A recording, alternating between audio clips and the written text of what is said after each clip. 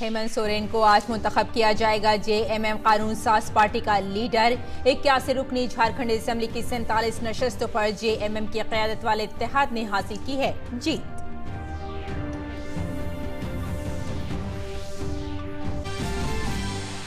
शहरी तरमीमी कानून के हक में मुल्क भर में हुई रैलियां। कोलकाता में बीजेपी के कारगुजार सदर जेपी नड्डा ने की रैली, कहा कानून से किसी को डरने की जरूरत नहीं। कलकत्ता हाई कोर्ट ने ममता सरकार को तरमीमी कानून से मुताल्लिक मीडिया मुहिमों पर रोक लगाने की दी हिदायत।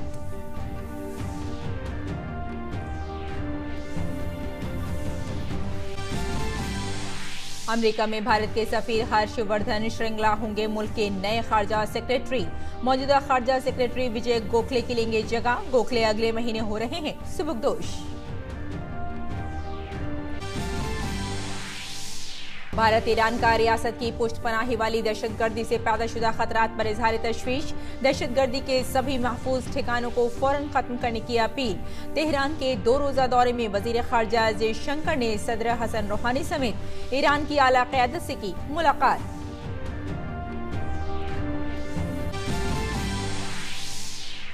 और क्रिकेट में आईसीसी वनडे रैंकिंग में टीम इंडिया के कप्तान विराट कोहली और रोहित शर्मा पहले 2 मुकाम पर बरकरार। चोट के सबब वेस्टइंडीज के खिलाफ सीरीज नहीं खेलने के बावजूद जसप्रीत बुमराह अब भी पहले नंबर पर हैं फाइल्स।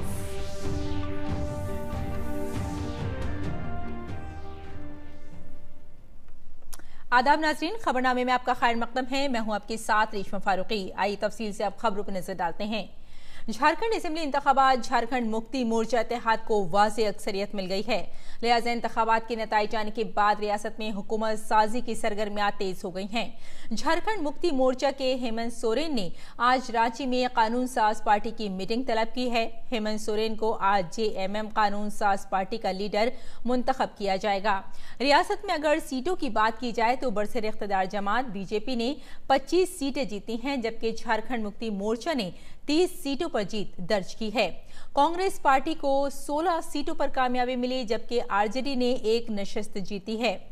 2014 में आजसू के साथ हुकूमत बनाने वाली बीजेपी इस बार अकेले ही मैदान में उतरी थी। झारखंड के वजीर आला रघुवर दास ने मैंडेट का एहतराम किया है। दूसरी जानिब जेएमएम के सरबराह हेमंत सोरेन ने रियासत के अवाम का शुक्रिया अदा किया। झारखंड असेंबली इंतखाबात में अगर वोट फीसद की बात की जाए तो बीजेपी को 33.37%, कांग्रेस को 13.88% और झारखंड मुक्ति मोर्चा को 18.72%, झारखंड विकास मोर्चा को 5.45% और अगर आजसू की बात की जाए तो आजसू को 8.10%, आरजेडी को 2.8%, जबकि जेडीयू को 0.7%,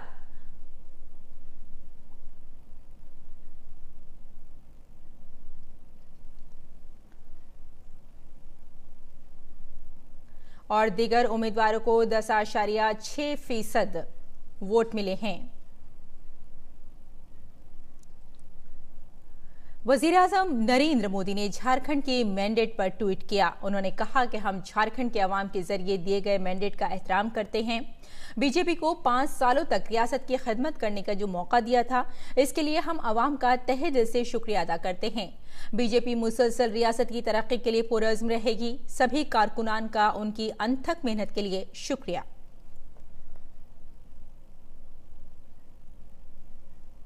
वज़ीर-ए-आज़म ने हेमंत सोरेन को उनकी जीत पर मुबारकबाद देते हुए ट्वीट किया। उन्होंने कहा कि झारखंड इंतखाबात में जीत के लिए हेमंत सोरेन और जेएमएम की क़यादत वाले इत्तेहाद को मुबारकबाद। रियासत की खिदमत करें, उनके लिए नेक ख्वाहिशात। और कोलकाता हाई कोर्ट ने मगरबी बंगाल हुकूमत को तरमीम शुदा शहरियत कानून से मुंसलिक सभी तरह की मीडिया मुहिमात पर रोक लगाने की हिदायत जारी की हैं। चीफ जज TBN राधाकृष्णन और जस्टिस अरिजीत बनर्जी की डिविजनल बेंच ने अदालत के आखिरी हुक्मनामा जारी करने तक रियासती हुकूमत को CAA से मुताल्लिक़ जारी सभी तरह की मुहिमात पर रोक लगाने का हुक्म दिया। अदलिया ने साथ ही रियासती हुकूमत से अर्जी गुजार के उस दावे पर भी तफसीली जवाब तलब किया कि सरकारी पैसों के इस्तेमाल से CAA के खिलाफ मुहिम चलाई जा रही है। मामले की अगली समाअत 9 जनवरी को होगी। बीजेपी के कारगुजार सदर JP नड्डा ने शहरियत तरमीमी कानून की हिमायत में कोलकाता में कल एक बड़ी रैली निकाली। नड्डा के साथ मगरबी बंगाल के बीजेपी सदर दिलीप घोष और पार्टी के कौमी जनरल सेक्रेटरी कैलाश विजयवर्गीय समेत पार्टी के दीगर सीनियर लीडर भी मौजूद थे। वेस्ट कोलकाता के हिंद सिनेमा से शुरू हुई रैली श्याम बाजार में इख्तिताम पसीर हुई। आज ये CAA सिटीजन्स अमेंडमेंट एक्ट जिसके बारे में ममता दीदी ने और इनके सारे नेताओं ने देश में भ्रम फैलाने की कोशिश की, प्रदेश को गुमराह करने की कोशिश की। ये नागरिक संशोधन नियम है क्या? आपको जान करके स्पष्ट हो जाएगा कि यह नियम नागरिकता देता है, किसी की नागरिकता लेता नहीं है। बॉलीवुड अदाकारा कंगना रनौत ने कहा है कि अगर आप किसी चीज के खिलाफ मुजाहिरे कर रहे हैं तो तशद्दुद इसका जुज़ नहीं होना चाहिए। ये भारत जैसे जमहूरी मुल्क के लिए मुनासिब बात नहीं है। हमारे मुल्क में सिर्फ 3 से 4% लोग ही टैक्स देते हैं। लोगों को बसों ट्रेनों को जलाने का कोई हक नहीं है। जब भी आप किसी चीज़ का प्रदर्शन करते हैं तो सबसे पहले तो ज़रूरी होता है कि आप वायलेंस को आई थिंक हम लोगों की जो पॉपुलेशन है पूरा सिर्फ 3 से 4% लोग टैक्स देते हैं, बाकी उसी टैक्स के भरोसे रहते हैं। तो what gives you the right to burn buses and trains and to create ruckus in the country? That should be looked into, क्योंकि एक बस 70, 80, 80, 90 लाख की होती है। ये कोई छोटा अमाउंट नहीं है। और जो देश की हालत है, जितने लोग भूखमरी से मर रहे हैं एंड जितना लोग मेल न्यूट्रिशन से मर रहे हैं, it's not very reasonable for people to do indulge in violence. और वज़ीर दाखिला अमित शाह ने कहा है कि मोदी हुकूमत दहशतगर्दी, बाएं बाजू की इंतहा पसंदी और शुमाल मशरक़ी खित्ते की इंतहा पसंदी को आइंदा 5 बरस में पूरी तरह ख़त्म करने के लिए मुसलसल कोशिश हैं। मुल्क को 5 ट्रिलियन अमरीकी डॉलर की मईशत बनाने के हदफ का जिक्र करते हुए खुफिया ब्यूरो के 32वें लेक्चर में वज़ीर दाखिला ने यह भी कहा कि इसके लिए मुल्क की ज़मीनी और समुद्री सरहदों की हिफाजत अहम है। खुफिया ब्यूरो को महफूज निज़ाम का दिमाग बताते हुए वज़ीर दाखिला ने कहा कि उन्होंने हमेशा दहशतगर्दी और नक्सलिज्म के तई जीरो टॉलरेंस को यकीनी बनाने में मदद की। और IFS अफसर हर्षवर्धन श्रृंखला नए खारजा सेक्रेटरी मुकर्रर किए गए हैं। वो फिलहाल अमेरिका में भारत के सफीर के तौर पर खिदमत अंजाम दे रहे हैं। अमले की वजारत ने पीर को एक हुक्मनामा जारी करके उनकी तकर्रुरी का ऐलान किया। श्रृंखला इंडियन फॉरेन सर्विस IFS के 1984 बैच के अफसर हैं। हुक्मनामे के मुताबिक वो 29 जनवरी को खारजा सेक्रेटरी का ओहदा संभालेंगे। वो मौजूदा खारजा सेक्रेटरी विजय गोखले की जगह लेंगे, जिनकी 2 साल की मुद्दत कार आइंदा माह खत्म हो रही है। और ईरान के दौरे के बाद वजीर खारजा जयशंकर मजबूत शराकतदारी कायम करने के मकसद से मस्कत पहुंच गए हैं। ओमान के उमूर खारजा के वजीर यूसुफ बिन अलावी बिन अब्दुल्ला ने वजीर खारजा जयशंकर का गर्मजोशी से खैर मकदम किया। वजीर खारजा मस्कत में चोटी के लीडरों के साथ 2 फरीक़ी रिश्तों पर बातचीत करेंगे। अपने ईरान दौरे में वजीर खारजा जयशंकर ने ईरान के सदर हसन रूहानी से मुलाकात की और उन्हें मुश्तरका कमीशन की मीटिंग के नताइज और 2 फरीक़ी रिश्तों में पेशरफ्त से वाकिफ कराया। उन्होंने अपने ईरानी हममनसब जवाद ज़रीफ के साथ इतवार को 19वीं मुश्तरका कमीशन मीटिंग की मुश्तरका सदारत की। इस दौरान दोनों ममालिक स्ट्रेटेजिक चाबहार प्रोजेक्ट पर काम में तेजी लाने पर भी मुत्तफिक हुए। काबिल जिक्र है कि चाबहार बंदरगाह को भारत, ईरान और अफगानिस्तान मुश्तरका तौर पर फरोग दे रहे हैं। इसे वस्त एशियाई ममालिक के साथ तिजारत के लिए सुनहरे मौके का दरवाजा ख्याल किया जा रहा है। वजीर खजाना निर्मला सीतारमन ने मुजवजा बजट 2020-21 के सिलसिले में पानी और सफाई सुथराई के शोबों के अहम नुमाइंदों के साथ कल नई दिल्ली में अपनी नवी माक़बल बजट मुशावरत की। इस मीटिंग के दौरान मुल्क में बेहतर पानी दस्तयाब कराने, सफाई सुथराई और पानी की निकासी से मुताल्लिक़ चैलेंजों पर तबादला ख्याल किया गया। माहिरीन ने सफाई सुथराई और बेहतर पानी तक रसाई में अदम तवाज़ुन को दूर करने पर भी जोर दिया। माहिरीन ने ये राय जाहिर की कि आबी तहफ़्फ़ुज़ और सेहत से मुताल्लिक़ मामलात के पायदार हल के अलावा देही इलाकों में सफाई सुथराई की सूरत हाल को बेहतर बनाने की ज़रूरत है।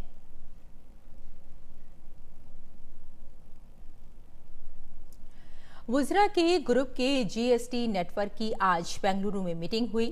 13वीं वुज़रा के ग्रुप की मीटिंग के बाद मीडिया से खिताब करते हुए बिहार के नायब वज़ीर आला सुशील मोदी ने कहा कि मुस्तक़बिल करीब में स्लैब और टैक्स की शरहों में कोई तब्दीली मुमकिन नहीं है। The GST Council has decided that we are not increasing any slab rates, any tax rates. So in the near future, GST Council has decided not to increase any tax rates. When there is a slowdown in the economy, you cut the tax rates, you don't increase the tax rates. So if you are not able to cut the tax rates, at least we should not increase the tax rates. So this is not an opportune moment to increase the tax rates. Sushil Modi ने नए GST return system के बारे में भी मालूमात फराहम की।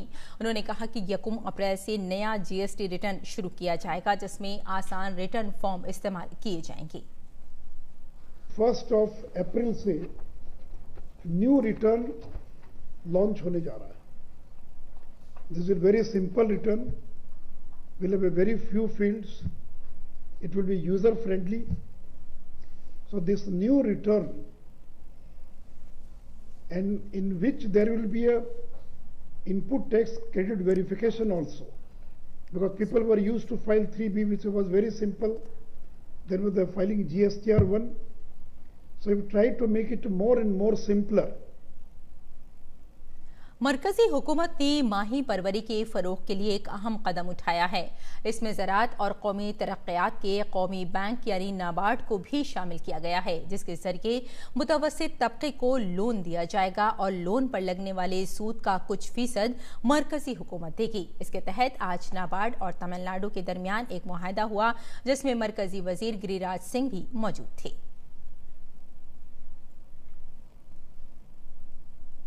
जब हम कहते हैं कि देश में ये जो आने वाले 20-21 होगा, फिशरी डिपार्टमेंट की ओर से जो इन्वेस्टमेंट होने वाला है 40 से 50 हजार करोड़ का, उसका ये पहला पार्ट था।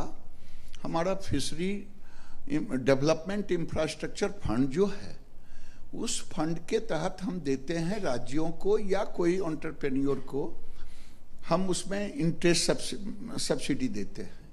आज सौभाग्य से तमिलनाडु सहित 8,000 करोड़ का डिफरेंट 4 राज्यों का प्रोजेक्ट आया है, जिसको हम लोगों ने आज अनुमति दी है। और नायब सदर जमहूरिया वेंकैया नायडू ने नई दिल्ली में अपनी रिहाइशगाह पर कल कश्मीर के मुख्तलिफ स्कूलों से आए बच्चों से मुलाकात की। बच्चों ने उन्हें कश्मीर की रिवायात और तहजीब व सखाफत के बारे में मालूमात फराहम की। नायब सदर जमहूरिया ने बच्चों को समझाया कि तनव्वुर के इस रंग को कश्मीरियत कहा जाता है। प्राइम मिनिस्टर नरेंद्र भाई Modi has laid emphasis on tourism and has suggested that each of us should visit at least 15 new tourist spots within our country before 2022. My dear young friends, Jammu Kashmir region has a rich tradition of composite culture. This composite culture provides the foundation on which Kashmiri art, forms and folk tradition has flourished. This composite culture based on the values of humanism and tolerance, which is collectively known as Kashmiriyat. स्वच्छ Bharat mission शहरी ने शहरी हिंदुस्तान को खुले में रफ़े हाजत से पाक करने का अपना हदफ हासिल कर लिया है। 35 रियासतों और मरकज के ज़ेर इंतज़ाम इलाकों के शहरी इलाके खुले में रफ़े हाजत से पाक हो चुके हैं। 4,372 में से 4,320 शहरों ने खुद को खुले में रफ़े हाजत से पाक करार दिया है। यह हदफ 65 लाख से ज्यादा इनफरादी कुनबों में बैतुल खला की तामीर के जरिए हासिल हुआ है। दिल्ली के नरेला में आज सुबह 5 बजे एक फैक्ट्री में आग लग गई। इस आग की जद में एक दूसरी फैक्ट्री भी आ गई। आग इतनी शदीद थी कि इसे बुझाने के लिए 30 गाड़ियां इस्तेमाल में लानी पड़ी। आग बुझाते हुए आग बुझाने वाले अमले के 3 अहलकार मामूली तौर पर झुलस गए, जिन्हें नजदीक के अस्पताल में दाखिल कराया गया है।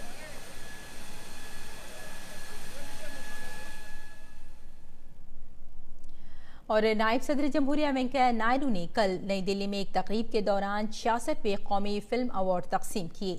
गुजराती फिल्म हेलेरो को बेहतरीन फीचर फिल्म के अवार्ड से नवाजा गया। आयुष्मान खुराना को फिल्म अंधाधुन और विकी कौशल को फिल्म उड़ी द सर्जिकल स्ट्राइक के लिए बेहतरीन अदाकार के अवार्ड से नवाजा गया। वहीं कीर्ति सुरेश को तेलुगु फिल्म महांती के लिए बेहतरीन अदाकारा के तौर पर अवार्ड से नवाजा गया।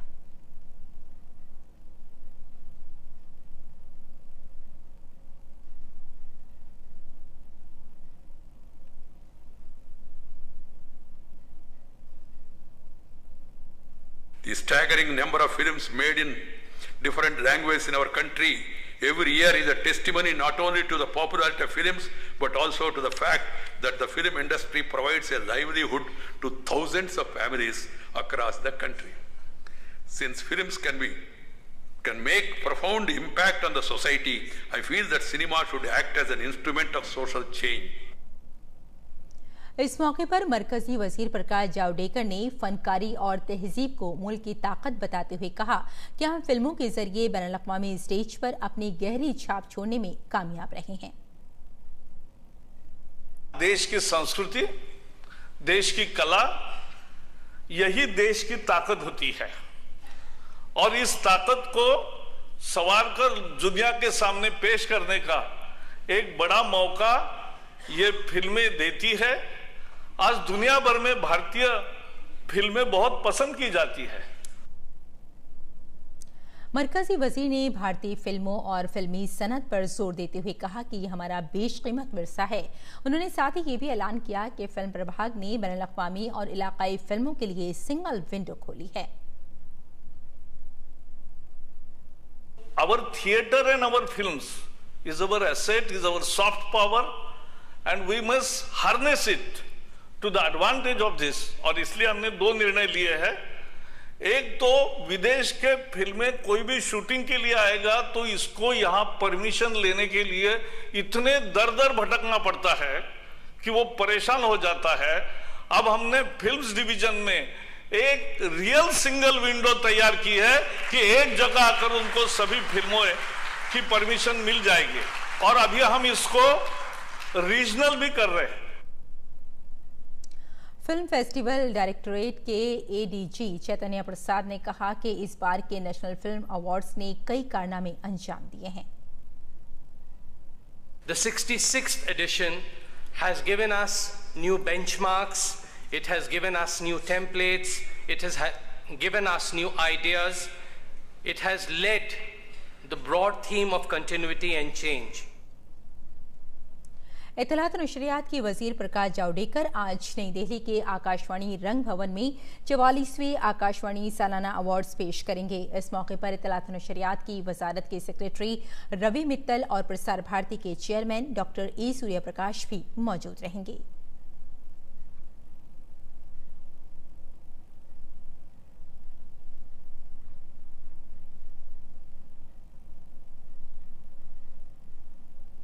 अगली खबर पर नजर डालते हैं। तैयारा साज कंपनी बोइंग ने अपने चीफ एग्जीक्यूटिव अफसर डानिस मिलियनबर्ग को उनके ओहदे से हटाने का ऐलान किया है।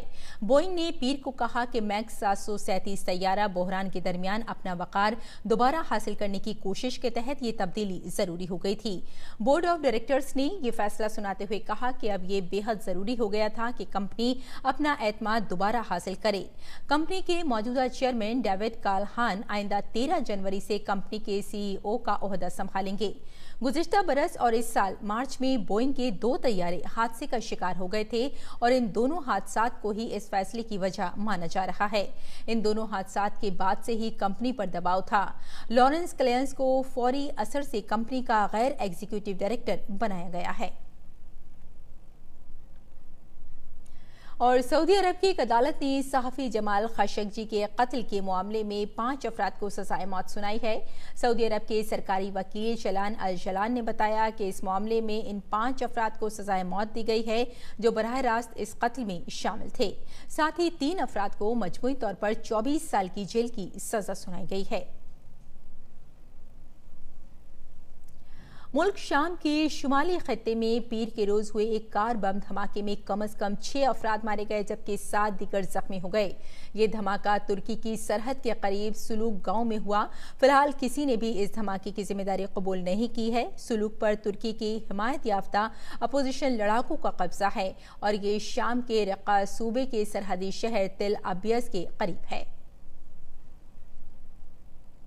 रूस के सदर व्लादिमीर पुतिन ने पीर को रूस के 2 सबसे बड़े शहरों को क्रीमिया से जोड़ने वाली एक रेलवे लाइन का इफ्तिताह किया जिसे मॉस्को ने 2014 में यूक्रेन से छीन लिया था। क्रीमिया के लिए रूस का 19 किलोमीटर पुल गुज़िश्ता बरस मई में खोला गया था। पुतिन ने ट्रेन में सवार होकर मुसाफिर सर्विस के लिए बनाए गए इस पुल का इफ्तिताह किया। और खेल की खबरों में भारतीय कप्तान विराट कोहली और महदूद ओवर्स के फॉर्मेट के नायब कप्तान रोहित शर्मा वेस्टइंडीज के खिलाफ 3 मैचों की वनडे सीरीज में शानदार कारकर्दगी के बाद आईसीसी वनडे बल्लेबाजों की फहरिस्त में पहले और दूसरे मुकाम पर रहते हुए 2019 का इख्तिताम करेंगे। साल के आखिरी मैच में 85 रनों की इनिंग्स खेलने वाले विराट दर्जाबंदी में 887 पॉइंट के साथ चोटी पर बरकरार हैं। दूसरी तरफ 63 रनों की इनिंग्स खेलने वाले रोहित शर्मा 873 पॉइंट्स के साथ दूसरे मुकाम पर बरकरार हैं। वेस्टइंडीज के खिलाफ सीरीज नहीं खेलने के बावजूद जसप्रीत बुमराह अब भी पहले मुकाम पर बने हुए हैं। दोहा में भारतीय वेट लिफ्टर राखी हल्दर ने कतर इंटरनेशनल कप में कांसे का तमगा जीतने के साथ ही खवातीन के 64 किलोग्राम जुमरे में 2 नए कौमी रिकॉर्ड अपने नाम किए हैं। दौलत मुश्तरका चैंपियनशिप के तलाई तमगा फातेह राखी हल्दर ने स्नैच और कुल वजन में बेहतरीन मुजाहरा करते हुए कौमी रिकॉर्ड बनाया। नाज़रीन, खवातीन के अंदर खुद एतमादी और सेल्फ डिफेंस की सलाहियत पैदा करने के लिए कर्नाटक में निर्भया कराटे सेंटर काफ़ी अहम किरदार अदा कर रहा है। यहाँ हर उम्र की खवातीन सेल्फ डिफेंस की तरबियत लेकर नामुवाफिक हालात में भी अपने तहफ़्फ़ुज़ को यकीनी बनाने के लिए कोशिश हैं।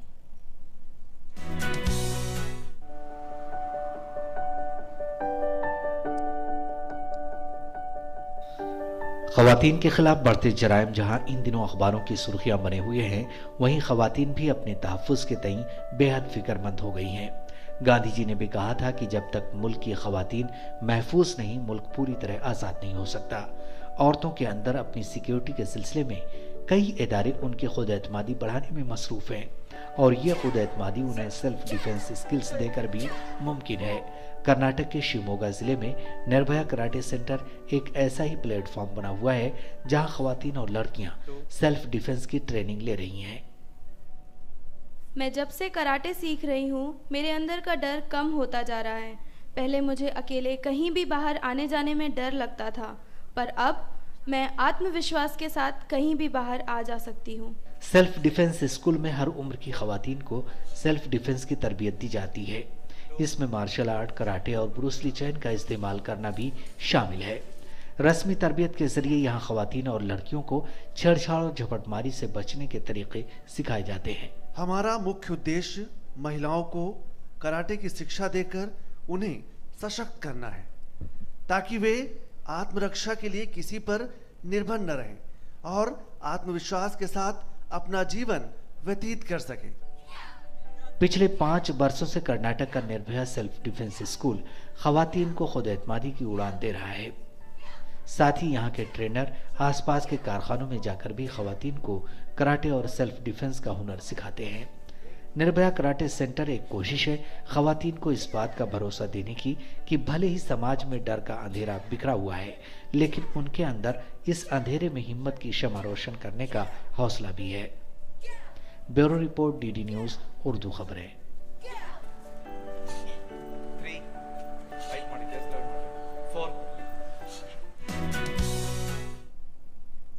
नाज़रीन, पेश है दिल्ली से शाये उर्दू अखबारात का मुख्तसर जायजा।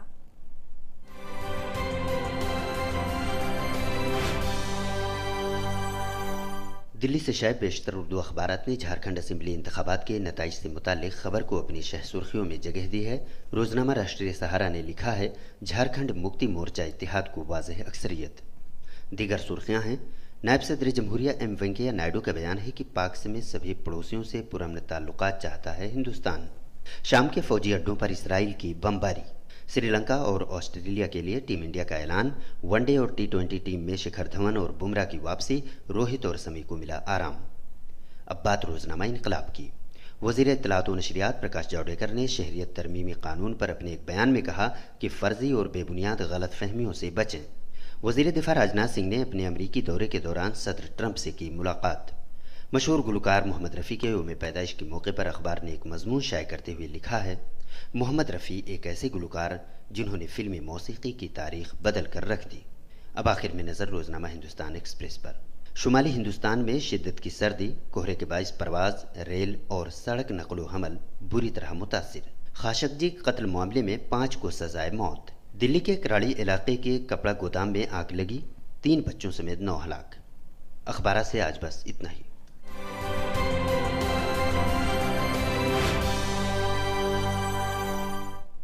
और नाज़रीन, अब मुल्क भर के मौसम का हाल।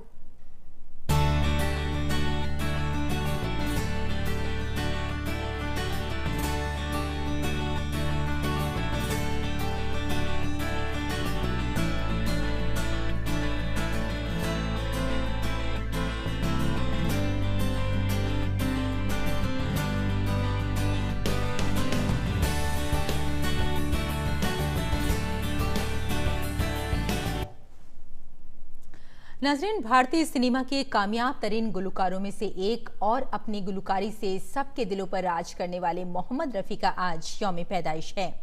आज ही के दिन मोहम्मद रफ़ी 1924 में पंजाब में पैदा हुए थे। आप उनके गाए नगमों की झलकियों से महसूस हों और हमें यहीं इजाज़त दें। आदाब। मैं तुझे सांझ सवेरे, फिर भी कभी अब नाम को तेरे आवाज मैं न दूंगा, आवाज मैं न दूंगा। तेरी आँखों के सिवा दुनिया में रखा क्या है, ये उठे सुबह चले, ये झुके शाम ढले। मेरा जीना मेरा मरना इन्हीं पलकों के तले। कौन है जो सपनों में आया, कौन है जो दिल में समाया। लो झुक गया आसमां भी, इश्क मेरा रंग लाया।